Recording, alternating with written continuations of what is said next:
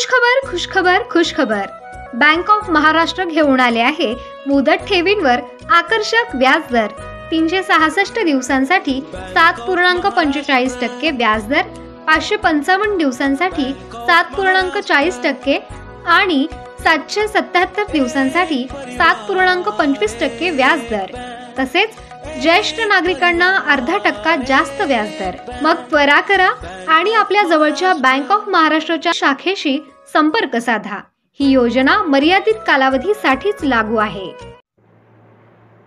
नंदाने येथील लाचखोर सरपंच व माजी सरपंच धुळे एसीबीच्या जाळ्यात अडकले आहेत। सरपंच रवींद्र पाटील व माजी सरपंच अतुल शिरसाट यांनी तक्रारदाराकडे पेट्रोल पंप उभारणीकरिता ना हरकत प्रमाणपत्र देण्यासाठी तडजोडीअंती 2.5 लाख रुपये लाचेची मागणी करून त्यापैकी 1 लाख रुपयांचा पहिला हप्ता स्वीकारताना दोघांना रंगेहात पकडण्यात आले।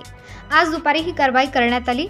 नंदाने तालुका धुळे येथील गट नंबर 59-3 येथे तक्रारदाराची शेतजमीन असून या जमिनीवर नायरा कंपनीचा पेट्रोल पंप उभारण्याची परवानगी मिळण्याकरिता कंपनीच्या विभागीय व्यवस्थापकांनी 1 सप्टेंबर 2024 रोजी धुळे जिल्हाधिकारी कार्यालयात प्रस्ताव सादर केला होता।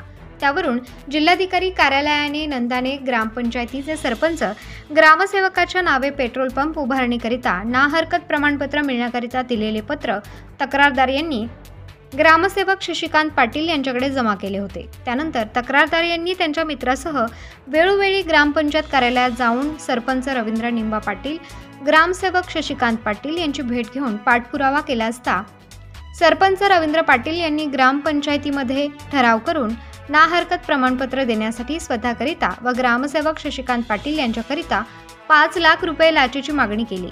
तशी तक्रार दिनांक 24 रोजी तक्रारदार यांनी धुळे लाचलुचपत प्रतिबंधक विभागाकडे दिली होती।